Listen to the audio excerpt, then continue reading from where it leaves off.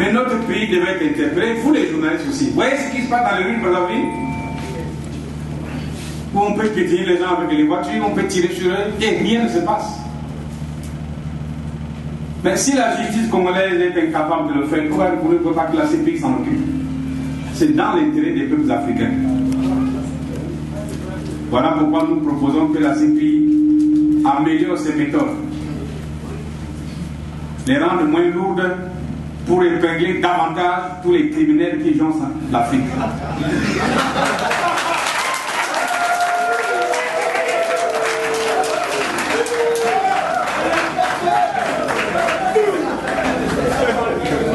Sur la concertation en RDC, écoutez, ce n'est pas parce qu'on a dit que le corps nouveau devient à Kinshasa, celui de tomber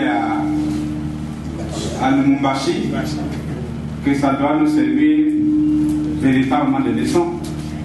Mais il y a un pas qu'ils aient pris ces mesures. Mais il y a encore beaucoup de choses. Vous avez la pratique réelle de la démocratie. Nous attendons que les élections soient transparentes, qu'elles soient équitables et qu'une véritable commission indépendante soit mise en place en RDC. Mais ce que nous avons noté, ce n'est pas ça. Vous auriez pu nous dire, mais nous avons vu que Denis Sassou Nguesso a reçu les opposants de la RDC, alors qu'il refuse systématiquement de recevoir ses opposants d'ici. C'est ça le vrai problème.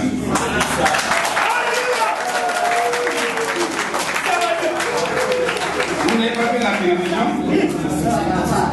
Toujours dans son rôle mirifique de médiateur, il était heureux de recevoir les opposants de la RDC. Mais vous voyez, nous sommes arrivés ici. Passez-lui un coup de fil s'il pouvait venir ici pour dire: ah, les amis, vous êtes là, discutons-en devant les journalistes. Ça aurait été très intéressant. Or, ici, il refuse. Quel dialogue nous proposons? Mais nous disons un dialogue qui réunisse l'ensemble des forces vives de la nation, y compris vous, les journalistes. C'est pour mettre à plat tous les problèmes qui nous accablent, en trouver les solutions les plus fortes et que notre pays retrouve véritablement la paix. Qu'on ne parle plus de sinistrés le 4 mars, des sinistrés de Magan, des sinistrés de Pointe-Noire, de Tanaf, qu'on ne parle plus de ça, qu'on ne parle plus des affaires comme le beach, la circulation des armes de guerre dans toutes les rues du Brazzaville, l'importation abusive de tous les jours des armes. Mais vous qui dormez là, la sortie d'or, vous voyez quand les gros camions passent vers Oyono avec plein d'armes, tous les jours, tous les jours. Radio Congo doit expliquer ça. Maintenant, ce que nous voulons, c'est que par rapport à Kimongo, Radio Congo, demander au président de la République, c'est pas tout de dire, oh, voilà, il y a les forces angolaises qui sont à Kimongo. Non, que Denis Sassou Nguesso passe à la télévision et explique aux Congolais qu'est-ce qui se passe. Pourquoi il ne parle pas? Ils nous disent qu'est-ce qui se passe à Infono. Pourquoi ils ne parlent pas? Ce climat tendu que nous vivons tous les jours, qui nous disent un mot, qui l'explique. Nous avons dit, mais si le gouvernement est incapable de faire ça, ben il faut en tirer les conséquences. S'il n'est pas capable de dire ça, même parler aux Congolais, il ne peut plus. Alors, doit-il continuer à représenter les Congolais? Non. Mais alors, puisqu'on peut parler en leur nom, leur vie de tous les jours est touchée. Voilà ce que Congo Télé, qu'on appelle la Radio Congo devait demander. Nous, notre réaction par rapport à ce qui s'est passé à Kinshasa, c'est dit, et il faut que Denis Sassou Nguesso vienne s'asseoir avec nous ici pour parler. Comme il a fait de l'autre côté là-bas, il a voulu montrer qu'il parle aux opposants. Mais non, c'est pas là-bas, c'est ici qu'il faut le montrer. Alors, nous demandons les États généraux. Le mot État généraux le rend fébrile. Alors, nous parlons du dialogue national. Venez. Mettons-nous au palais du Congrès, c'est le lieu choisi, non? Et on va parler des problèmes qui sont les nôtres. Voilà la vraie médiation. Nous avons besoin d'une concertation pour être informés de la situation du président Alphonse Massamba Deba, qui est un père de l'indépendance, dont on ne sait pas où est sa sépulture et pour lequel, depuis longtemps,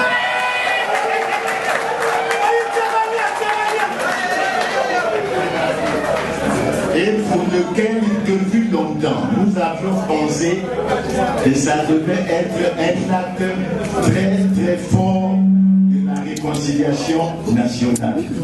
Maintenant, quand M. Brice parle de la CPI, n'allons pas loin. Il y a les disparus du pitch. Les Congolais sont morts, les Congolais ont été tués.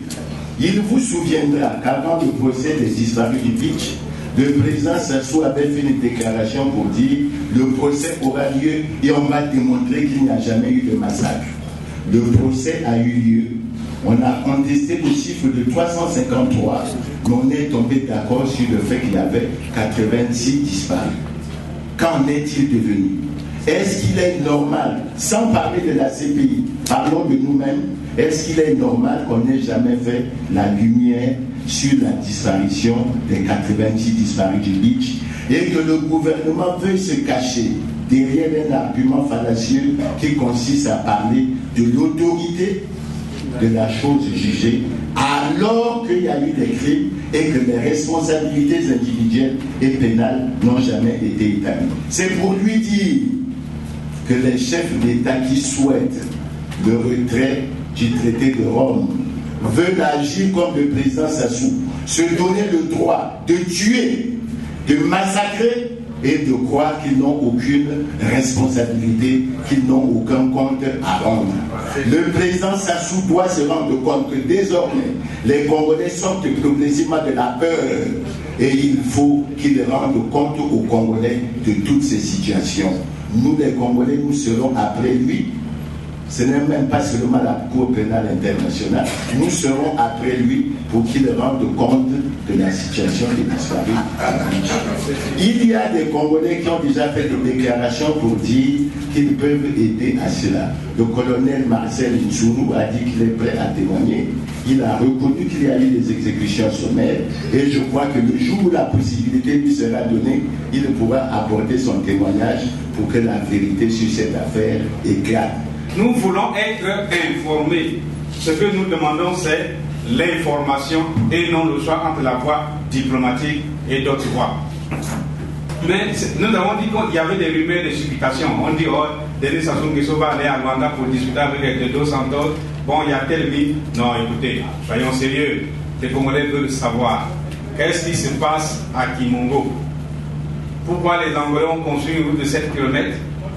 Pourquoi ont-ils pénétré le territoire congolais? Pourquoi ils y sont? Parce qu'ils y sont jusqu'à présent. Ça va partir. Il faut qu'on nous dise. Mais DRTV, soyez perspicace. Invité, il y a un gars là qui parle beaucoup au gouvernement là. Comment il s'appelle? Otimi ou quoi là? Il est contenté la peine de est-ce qu'il vient de parler? Son chef ne lui a encore rien dit. Voilà ce que nous attendons. Bien. Donc nous n'avons pas d'appréciation à donner sur la voie diplomatique ou pas. Ce que nous voulons, c'est l'information, la vérité sur ce qui se passe à Kimongo. Voilà pourquoi Israël ne dit pas timide. Mais qui devait se faire d'aller venir tout droit pour dire ah, nos amis là, ils ont raison. Nous qui avons décidé de nous affilier là-bas, donnons-leur raison, allons aux États généraux de la nation. C'est ça qu'il faut dire. Nous n'avons pas besoin d'apprécier ce qu'il fait. Nous suivons ce qu'il est en train de faire. Des petits pas, pour faire un clin d'œil à la base. Parce que les militants disent, mais enfin, de le parti là, qu'est-ce qui se passe? Le recensement administratif, 30 à 35%. Mais ce sont les chiffres du pouvoir. Ce sont les chiffres du pouvoir. C'est dit par les affidés. Vous connaissez les affidés du pouvoir? Mais ceux qui mangent le choix là-bas disent qu'ils sont d'opposition modérée là. C'est ça qu'on appelle les affidés du pouvoir. Et ceux qui sortent ces chiffres là, ils ont fait le point.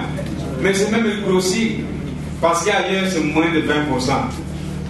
Je peux vous dire, ailleurs c'est moins de 20%. Et pourquoi le pouvoir décide de faire une deuxième phase de recensement administratif spécial? C'est parce que c'est un fiasco total. Il n'y a jamais eu de deuxième phase ici. La deuxième phase, c'est toujours le retraitement des données. Mais au lieu de traiter les données, ils vont encore recenser. C'est parce que c'est un fiasco. Et ceux qui ont peur qu'on supprime la soupe là, vous voyez comment ils crient partout. Ah non, il faut faire le recensement. Et il faut aller au recensement. L'échec cuisant, Ce n'est pas seulement à cause du licenciement, c'est un signal. C'est un appel du peuple à dire non, ne faites pas ça. Où sont les autres? Asseyez-vous, parlez et faites le vrai recensement qui défend nos intérêts. Alors je vais demander à Dirty de faire ce commentaire. Si vous ne pouvez pas le faire, venez intervenir quelqu'un d'opposition ici qui va expliquer clairement ce qui se passe. Mais vous savez, est-ce que ce n'est pas un choix? Mais vous voyez les exemples qu'on vous a donnés. L'argent qu'on gaspille partout là. L'argent qu'on gaspille partout, mais ça peut servir à payer les salaires. Prenons seulement les municipalisations. On vous a cité souvent dans cette salle là, dans le pôle, 550 milliards. Qu'est-ce qu'on a fait dans le pôle? Là où les hélicoptères de président atterrissent, ça réserve des fétiches à Kigala, mais c'est ça la résilience. Il y en a partout comme ça, pour réserver des fétiches. La cuvette ouest, 400 et quelques milliards de francs CFA. Qu'est-ce qu'on a fait? Allez-y, allez dans la cuvette ouest. On a fait une petite route pour donner vous déambuler tous les petits chemins qui achètent le boulot, qui attendent que tout ça vienne du ciel. Parce que l'administration n'a rien à apporter. Allez dans les plateaux. Vous dites c'est une question de choix. Mais les excédents budgétaires sont partis où? Moi j'ai vu, budget 2013, le note là, cette année, prenez seulement le budget là. On a déjà fait les projections de clôture du budget. L'excédent prévu c'est 1106 milliards. Mais oui, c'est parti où? Le budget 2012, bon ils ont dit excédent 471 milliards, mais c'est faux, c'est plus que ça. Budget 2011, excédent 1000 et quelques milliards, 1200 milliards. Je vais faire les calculs, vous verrez les chiffres. Mais tout cet argent-là, qu'est-ce qu'on en fait? Chaque année, il y a excédent, bon, mais ça vous. On ne fait pas d'investissement pour la vie des Congolais, on n'investit pas dans l'école, on n'investit pas dans la santé, on n'investit nulle part. Pourquoi laisser les gens dans la misère et dire, bon, on va mettre sur 4 ans, comme ça, là, non, soyez sérieux. Pourquoi définir plusieurs vitesses d'évolution dans un même pays? On a l'argent pour faire ce qu'il y a là. Hein? L'aéroport de Brazzaville. Oui, s'il y a quelques ingénieurs, on peut faire l'évaluation. C'est plus de 250 milliards d'investissements pour un coût d'investissement qui ne peut pas excéder 75 milliards. Vous voyez l'aéroport de Brazzaville là? Où est parti l'argent? Mais ça aurait pu permettre d'améliorer la situation des fonctionnaires. Il n'y a pas d'opposition radicale. Ne vous versez pas dans la démagogie du pouvoir. Opposition radicale, ça veut dire quoi? Ça n'a aucun sens. Dis non au détournement, dis non au crime, dis non à la malversation, dis non à la mauvaise politique. Ce n'est pas être opposant radical, c'est plutôt être un opposant patriote, c'est-à-dire un constructeur pour une vie meilleure. C'est ça la différence entre nous. Alors vous dites, nous avons proposé des États généraux. L'autre opposition propose la concertation. Et les autres proposent la convergence. Alors, concertation et convergence convergent sur un seul point, ce sont tous des idées opportunistes. Mais il y a eu la concertation de Tunisie, vous voyez le résultat. Voilà la concertation. La concertation de Tunisie a couché quoi? D'une souris. Congolais mouraient, souffraient de faim, souffraient de maladies, souffraient d'intempéries, souffraient de manque d'électricité, souffraient de manque d'eau. Tout ça, ça va vers le même point. Ce n'est pas la peine de critiquer des stations de ressources puisqu'on va au même point. Mais non, on se trompe lourdement. On ne va pas au même point. Ça se conduit à la destruction, y compris la destruction de l'homme. Non seulement la destruction du pays, mais la destruction de l'homme. Et nous, ce n'est pas la voie que nous avons choisie. Nous voulons aller vers la construction du pays, c'est-à-dire la construction de l'homme congolais, dans son entièreté. Donc, deux voies sont divergentes. Alors, si quelqu'un vient proposer convergence, c'est un petit malheureux. C'est qu'on doit considérer ce genre de personnes. Non. Et vous vous dites, vous êtes d'accord avec eux. C'est très grave pour vous. C'est très grave, cher ami. étant donné votre jeunesse là, je crois que le commun n'attend rien de vous si vous êtes convergent avec Denis Sassou Nguesso. Nous boycottons le recensement, mais c'est pour vous que nous boycottons le recensement. Parce que le pouvoir se moque des Congolais. Nous ne sommes pas nés pour être des esclaves permanents. Et pour que nous ne soyons pas des esclaves permanents, nous devons vivre les conditions les plus optimales qui soient dans notre pays. Or, ces conditions, c'est quoi? Mais c'est la gestion des affaires publiques. La gestion des affaires publiques suppose que chacun de nous a un mot à dire, quel qu'il soit. Là où il se trouve, il a un mot à dire dans la gestion des affaires qui impacte sur sa vie. C'est là qu'on a inventé le mot démocratie. La démocratie signifie chacun peut contribuer par sa parole, par son acte, aux problèmes communs qui nous concernent. Mais ce qui se passe aujourd'hui nous éloigne de ça. S'il n'y a pas de démocratie, mais personne n'y contribuera. Je prends un exemple. Quand Sassou décide que, bon, ce soir il va au Yo, et il envoie sa même coup de fil au trésor là-bas, envoyez-moi 5 milliards. Vous pensez que pour aller faire 2 jours au Yo, on a besoin de dépenser 5 milliards? Mais si nous avions la démocratie dans ce pays, l'Assemblée allait l'interpeller pour dire, mais comment? Votre dernier séjour au Yo a coûté 5 milliards, pourquoi? Vous n'avez pas vu ce qu'on a fait à Sarkozy? Il va aux élections présidentielles, dans sa fonction, il utilise ça pour les élections. Ben on a dit non, monsieur, coupez. C'est ça la démocratie. La démocratie, c'est que l'argent de pétrole, vous vous rendez compte? Nous étions à 120 millions de barils par an. Aujourd'hui, il dit qu'on descend à 98 millions. Mais, même à 98 millions pour 4 millions d'habitants, c'est excessif, on a beaucoup d'argent. Mais il enduit tout seul, avec sa famille. Clément l'a dit tout à l'heure, tout seul. Alors si la démocratie, on a lui dit, arrête,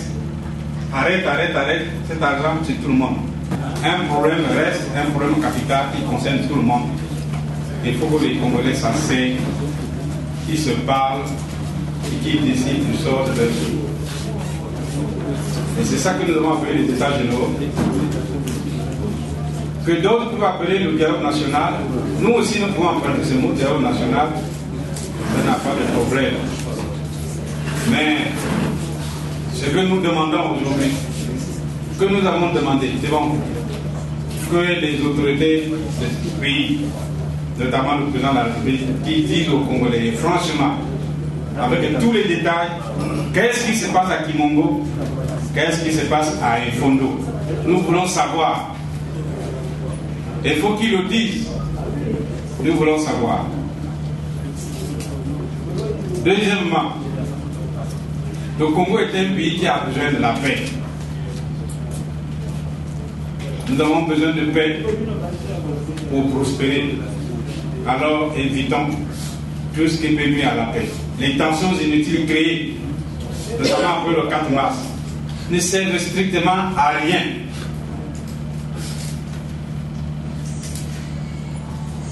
Alors que le président de la République regarde son pays au lieu de regarder ailleurs. C'est peut-être N'Djamena, Bangui, Kinshasa et tout ça. C'est bien de voyager ailleurs, mais il faut que ça soit profitable pour son pays. Nous pensons que c'est négatif. Alors qu'ils viennent discuter avec nous de l'avenir de ce pays. Ces tensions inutiles, nées après le 4 mars, il faut les arrêter. Mais d'autres tensions, à grande dimension qu'on veut créer, en voulant tricher avec la réalité, notamment par la révision constitutionnelle ou le changement de constitution. Ça, nous disons non. Il faut venir à la concertation. Ça ne veut pas dire que la constitution doit être ignorante. Non, surtout celle qui est mauvaise là. Mais nous ne voulons pas qu'elle soit modifiée à son profit. Parce qu'il a fini le 14 août 2016 à 13h pile. La voiture doit être prête pour l'amener à Oyo. On a fini avec lui. Alors voilà pourquoi nous disons qu'il faut que tout le monde soit gagné par l'idée de la sagesse. Et enfin, la situation sociale nous interpelle tous.